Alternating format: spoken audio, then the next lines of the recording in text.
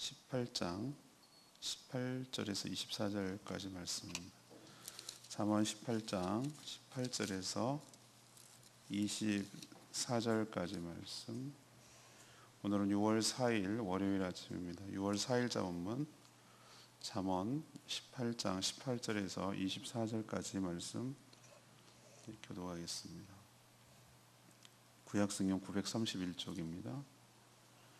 제비 뽑는 것은 다툼을 그치게 하여 강한 자 사이에 해결하게 하느니라. 노엽게 한 형제와 화목하기가 견고한 성을 취하기보다 어려운즉 이러한 다툼은 산성 문빗장 같으니라. 사람은 입에서 나오는 열매로 말미암아 배부르게 되나니 곧 그의 입술에서 나는 것으로 말미암아 만족하게 되느니라. 죽고 사는 것이 혀의 힘에 달렸나니 혀를 쓰기를 좋아하는 자는 혀의 열매를 먹으리라. 아내를 얻는 자는 복을 얻고 여호와께 은총을 받는 자니라.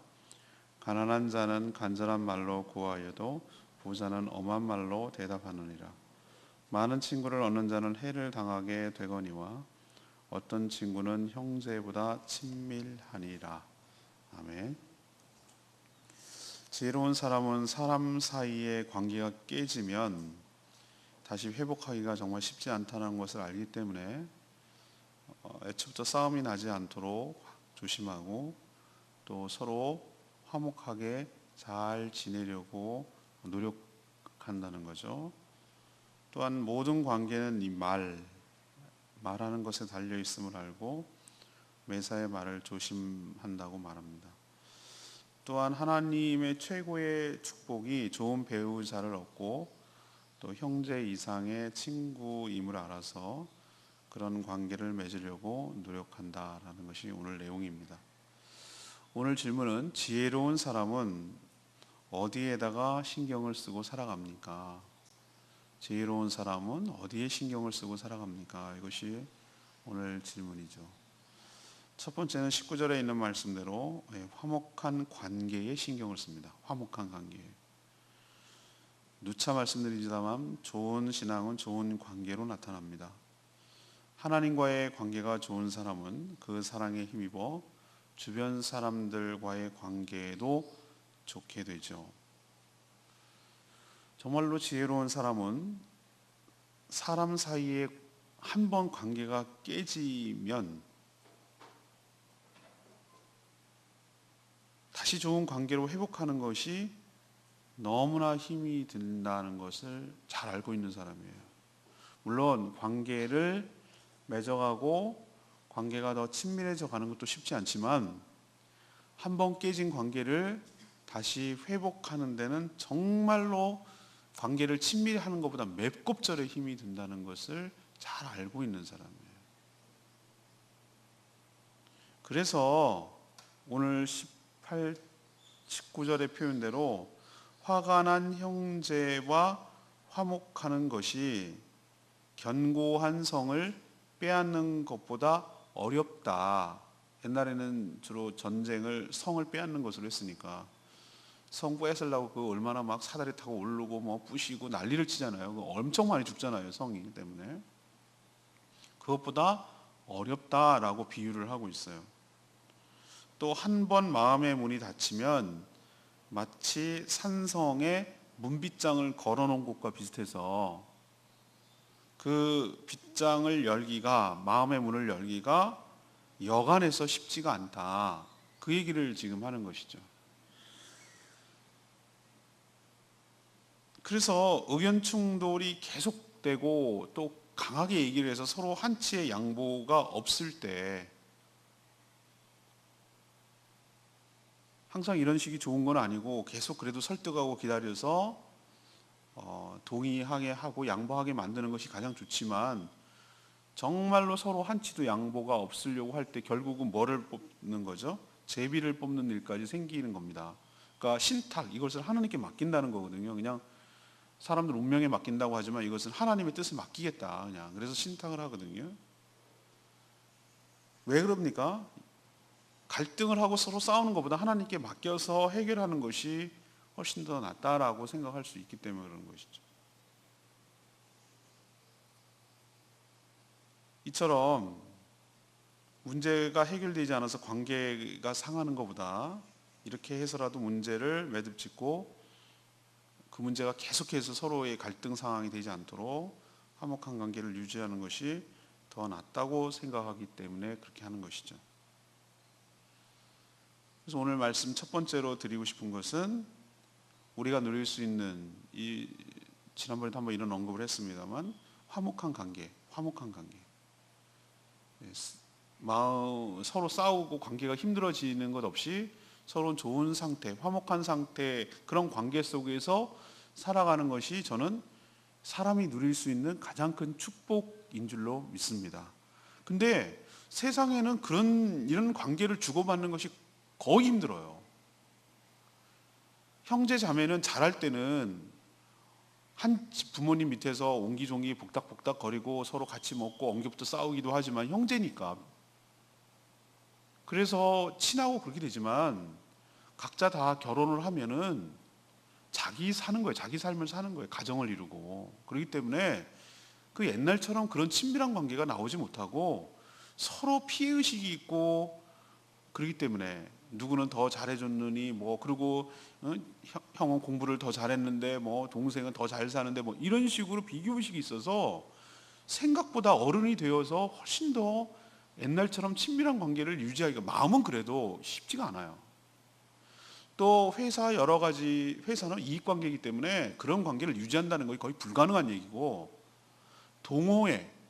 동호회도 서로 좋은 사람끼리 모여 있습니다만 그 자체도 자기의 만족을 추구하는 것이기 때문에 다른 사람이 자기를 다 따라주고 자기 뜻대로 해주기를 바라는 그런 이유 때문에 끝까지 함께하기가 정말 쉽지가 않아요. 그런 관계가. 근데 저는 하나님께서 왜 우리에게 교회 공동체를 허락하셨는지를 생각하셔야 돼요. 정말 이상적인 교회를 많이 경험하지 못해서, 그리고 항상 불완전한 인간이 모여 있는 것이 교회이기 때문에 교회도 늘 문제가 많고 어려움이 있는 건 사실이에요. 그러나 하나님께서 정말 말씀에 부합하게 건강한 교회를 세워갔을 때 그 누리는 축복은 어느 공동체보다도 더 좋은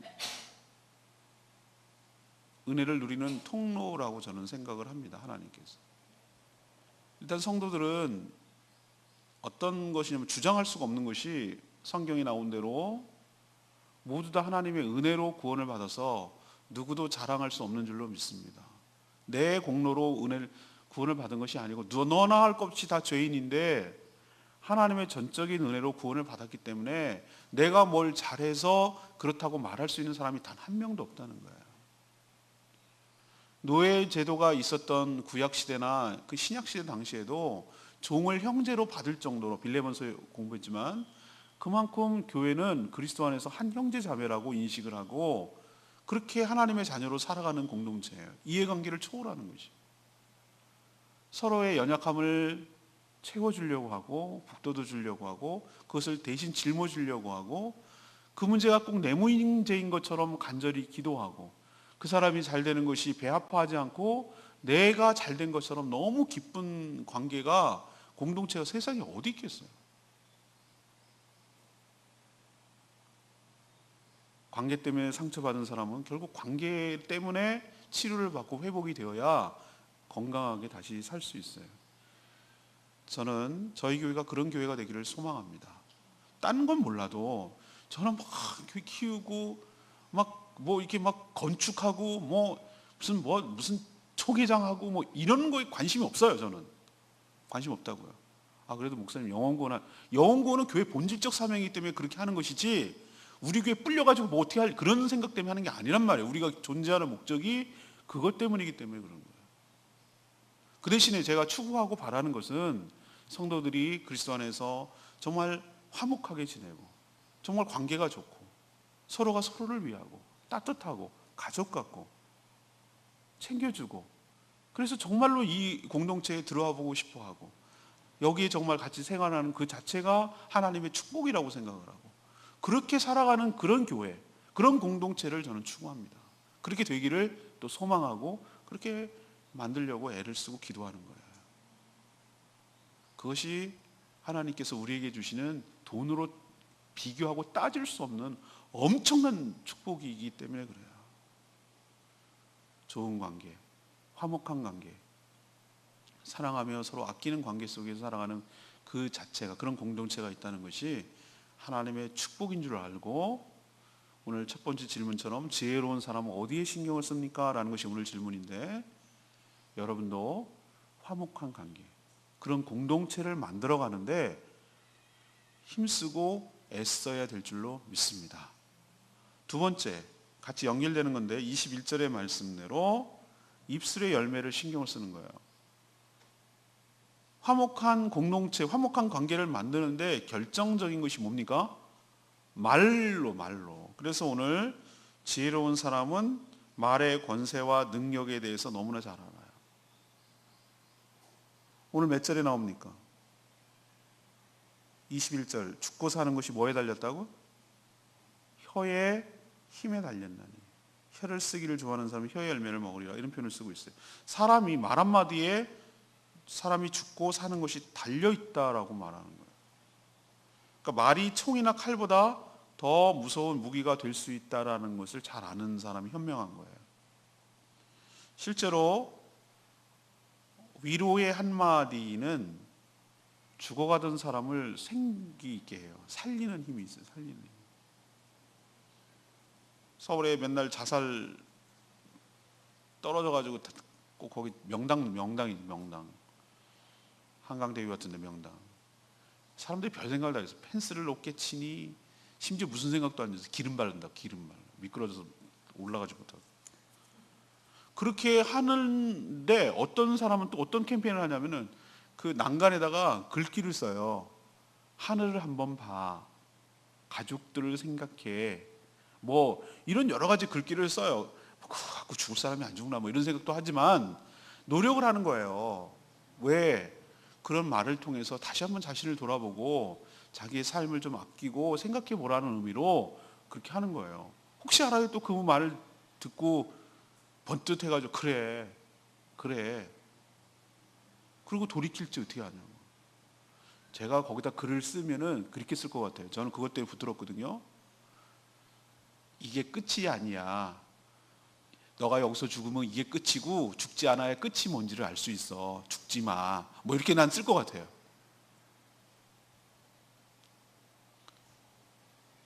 내가 포기하는 순간 이것이 나의 끝이에요. 근데 정말로 내가 이것이 끝일까? 하나님이 정말 내가 바라는 것이 끝이 여길까? 그러려면은 죽으면 안 돼. 버티고 기다리고 더 끝을 봐야 돼. 그래야 기회가 있는 거예요. 그래야 뭔가 변화의 기회가 살아남고 있어야 기회가 있는 것이. 그래서 말 한마디가 어떻게 합니까? 실제로 죽어가는 사람들을 어떻게 하죠? 살리는 효과가 있어요. 그냥 어떤 사람은 별 생각 없이 그냥 이렇게 따뜻하게 위로를 전해줬는데 그 말 때문에 너무나 무너져가는 마음이 다시 추스리고 회복될 수 있어서 살리는 말이 될 수 있다고. 거꾸로 그러면은 반대로 그냥 툭 던진 말이었는데 사람을 뭐 하는 거예요? 죽이는 말도 될 수 있다. 죽이는 말. 제가 옛날에 막 페이스북에 이제 사진도 가끔 올리고 막 이랬는데 요즘은 눈팅만 하고 그냥 좋아요만 눌러주고 제 글은 거의 안 올립니다. 우리 교회 소식지나 올릴까. 제 말에 제가 마음에 상처받은 말을 받았기 때문에 그래요. 그냥 친하니까 그런 말도 했겠는데 난 그게 너무 마음이 아파. 뭐라 그러냐면 이렇게 얘기하는 거예요. 야, 너 뭐 요즘 살만한가 보다. 제가 어떻게 사는지 모르고 사진이나 찍으러 다니고 뭐 그러는 줄. 나 진짜 그 말이 얼마나 마음 아픈지 모르더라고. 내가 어떻게 사는데 사진 찍기 뭘 찍어. 찍기는 내가 지금 올해 들어와서 한 번도 나간 적이 없는데. 그런데 그냥 툭하는 말, 그냥 너무 좋아가지고 좋은 장면을 그것도 사진기도 안 들고 가다 우연히 그냥 카메라로 찍어가지고 폰으로 찍어가지고 너무 좋아서 이거 같이 나누고 싶어서 올린 건데 살만한 요즘 뭐 목회 재밌나 보지 살만한가 보네 뭐 이렇게 말하는 거가 난 뭐 그냥 좋은 말로 들으면 들리는데 내 마음이 뭐 이렇게 좋지 않아서 그런지 몰라도 그 말 들으니까 괜히 그 꽃같게 들리는 거죠. 그래서 안 올려요 지금은. 올릴 건덕지도 없지만 안 올려요. 그러니까 사람의 말이라는 게 참 희한해요, 그죠? 어떤 말은 사람을 죽이기도 하고 어떤 말은 살리기도 해요. 그건 물론 전하는 사람에도 문제지만 받는 사람에게도 문제가 있어요. 마음 상태가 어떠냐에 따라서 그걸 뭐 그냥 흘려보낼 수도 있는 거지만 어떤 사람은 그게 확 다가오고 그게 좋은 의미건 나쁜 의미건 확 다가오는 건 그 사람의 수신자의 상태에 따라도 달라지기도 하기 때문에 그러긴 한데, 아무튼 말이라는 게 희한해서 막 굉장한 강력한 무기도 아닌 것이지만 이 말 때문에 사람이 죽고 살고 하는 것이 달려있다고.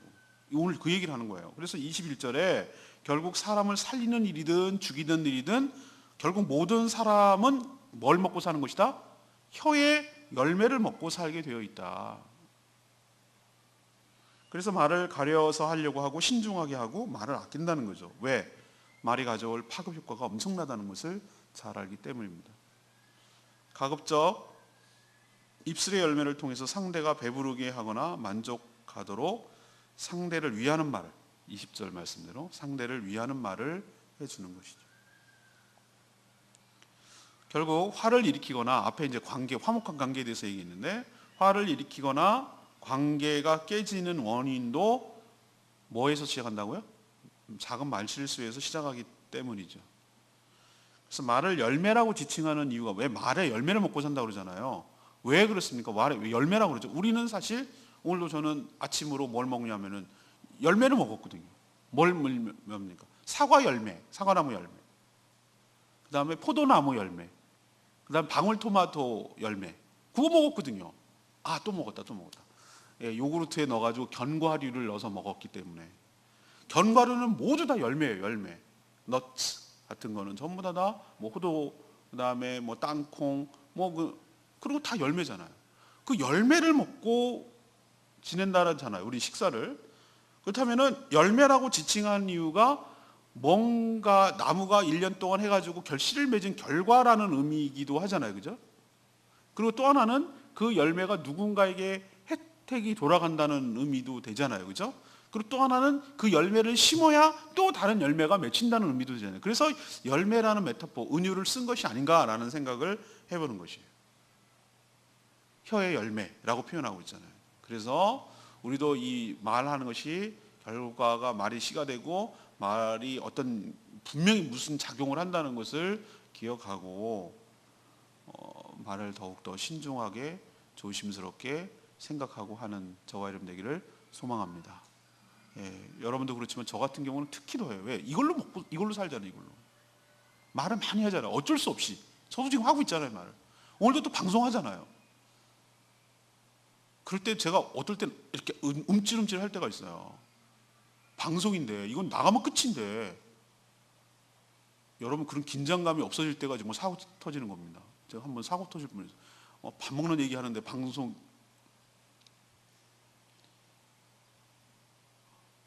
광고가 가는 줄도 모르고 막 뭐 먹을 건데요 오늘 막 둘이서 얘기하다 그게 나갈 뻔했어. 그래갖고 얼마 엔진이 막 이래가지고 가까스로 끊었는데 한 1초 나갈지 몰라요. 1초.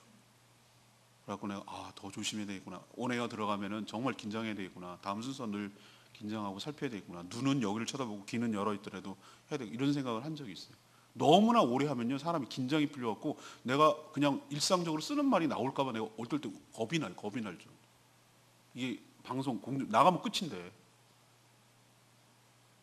너무 또 긴장하면 말이 어버벅거리고 조심스럽게 말을 선택하려다 보니까 움찔움찔 해갖고 말이 자연스럽지가 않고 되게 어려워요, 말하는. 여러분도 입술의 열매에 신경을 쓰는 것, 이게 아까 지혜로운 사람 어디에 신경을 씁니까? 라고 했을 때 첫 번째 아이템은 뭐였어요? 화목한 관계, 거기에 잘 되도록, 그렇게 되도록 신경을 쓰고, 두 번째는 뭐예요? 입술의 열매를 맺도록, 좋은 쪽으로 맺도록 그걸 신경을 쓴다는 거예요. 세 번째는 몇 절이 나옵니까? 배우자 얘기를 했죠. 22절에 나오네요. 좋은 배우자에게 신경을 쓴다는 거예요. 지혜로운 사람은 사람의 욕심이 많아요. 그러니까 좋은 사람과 함께 살아간다는 것 그 자체가 이미 축복이라는 것을 잘 알기 때문에 그래요. 그렇다고 모든 사람과 다 친구로 지낼 수는 없어요. 어떤 사람은 그냥 많이 아는데 그 하는 사람인데 제가 보기에는 좋아 보이지 않아요. 제가 아는 어떤 분도 있는데 그분은 가만 내가 보니까 딴 거 자랑할 게 없나 보죠? 내가 누구도 알고 있고 내가 누구도 알고 자기가 아는 인맥이 많다는 걸 은근 막 자랑하고 저한테 과시하더라고. 난 그래서 정말 그런 사람 너무 싫어하거든요. 내가 관계 끊어버렸어요, 그런 사람. 나도 저 사람의 득템이구나, 나도. 저 사람이 여러 사람 중에 하나였겠구나. 그런 생각이 딱 드니까 끊어버렸어요. 제가 제일 싫어하는 종류의 사람이 나를 이용하는 사람이거든요. 그렇다고 판단이 딱 되는 순간부터 그 사람하고 관계 끊어버려요. SNS 뭐고 다 끊어버려요. 그런데 오히려 뭐라고 얘기하냐니까 24절에 많은 친구를 얻는 자는 뭘 당한다고요? 해를 당한다고. 친구 많다고 좋은 게 아니에요. 많이 안다고 좋은 건 아니라고요. 어려움을 겪을 수도 있어요.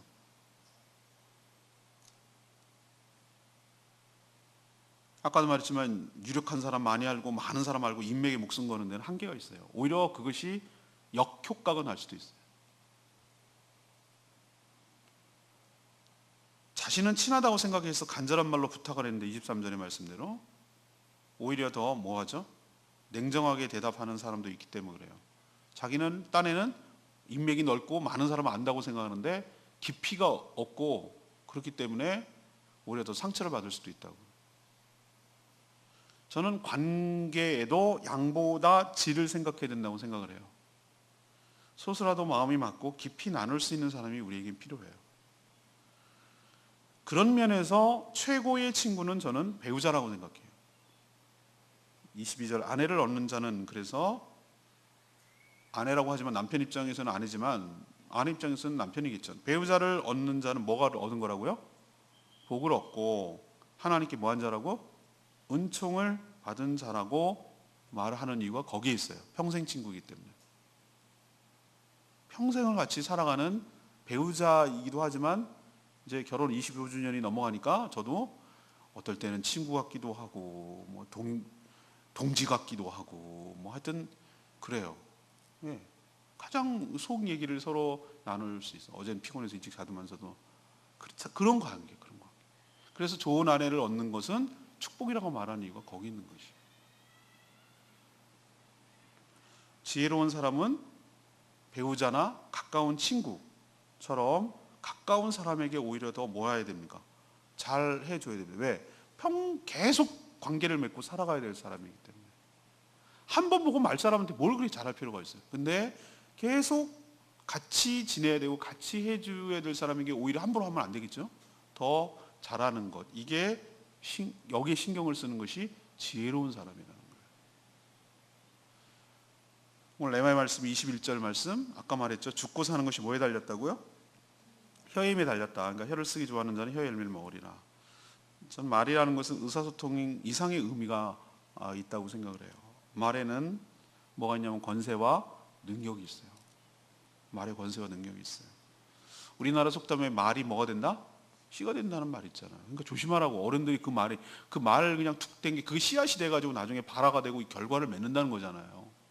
좋은 의미에서는 그게 어떤 비전을 얘기하는 걸 수도 있어요. 내가 말을 하고 그 말대로 계속 되뇌이고 하려고 노력하다 보면 그 뜻을 이룬다는 말이 됐고, 또 하나는 그냥 그런 거 아니야 라고 툭 던진 말이 그것이 정말로 그대로 실현되는 거, 안 좋은 쪽으로 그렇게 된다는 뜻도 되잖아요.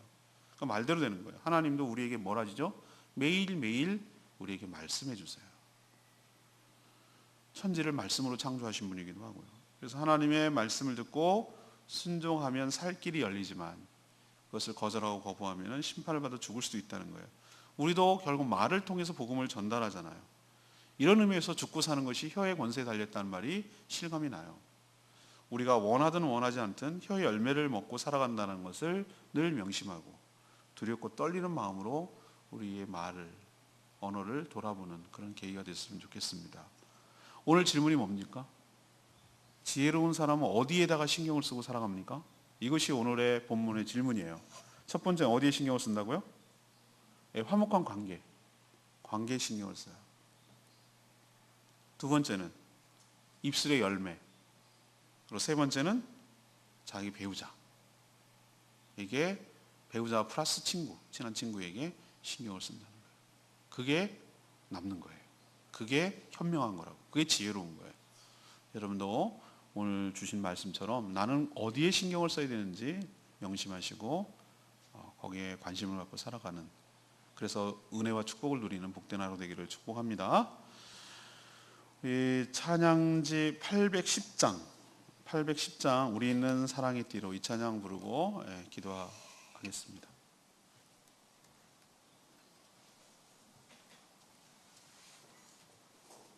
810장입니다. 우리는 사랑의 띠로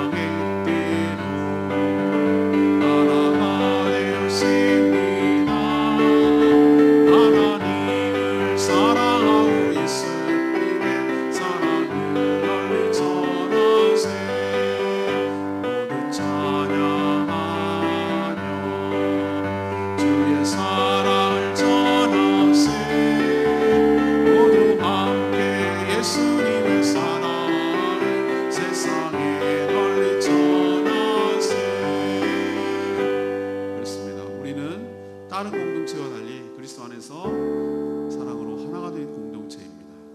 하나님께서 화목한 관계를 통해 주시는 축복이 얼마나 큰지 모른다고, 그게 신경을 써야 될 부분이라고 오늘 말씀하고 있어요. 거기서 우리는 하나님의 은혜와 축복을 받기 때문입니다. 하나님, 내가 오늘 어디에 신경을 써야 될지 가르쳐 주시니 감사합니다. 하나님, 거기에 온전히 신경을 써서 하나님의 예비하신 은혜를 누리며 살게 해달라고 다 같이 주여 외치며 기도하겠습니다. 주의 아버지,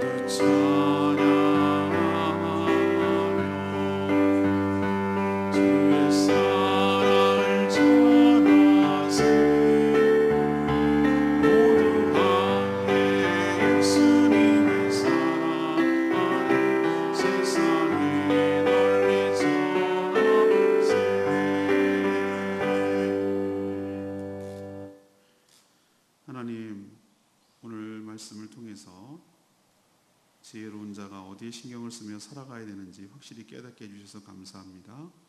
저희도 좋은 관계를 맺고 또 그 관계를 유지하는데 힘쓰게 하여 주시옵소서. 한번 관계가 틀어지면 다시 회복하기가 정말 어려운 것임을 명심하고 그렇게 되지 않도록 평소에 화목하게 지내는데 힘쓰게 하여 주시옵소서. 또 사람은 입술의 열매를 먹고 살아감을 기억하고 또 말로 사람을 죽이기도 하고 살릴 수도 있음을 명심하고, 그러니 항상 말을 조심하며 살게 하여 주시옵소서. 또 좋은 친구와 배우자를 얻어 친밀한 관계 속에서 살아가는 복을 얻게 하여 주시옵소서. 이런 데 신경을 써서 하나님께서 이곳을 통해서 주시는 은총을 받아 누리는 복된 한 주 되게 하여 주시옵소서. 주님께 모든 것 맡기옵고 예수 그리스도의 이름으로 축복하며 기도합니다. 아멘. 오늘 하루도 주님의 은혜 가운데 살아가는 복된 한 주 되기를 축복합니다. 오늘 제가 교육자 모임 가기 때문에 방송은 녹음합니다. 기도해 주시기 바랍니다. 기도하겠습니다.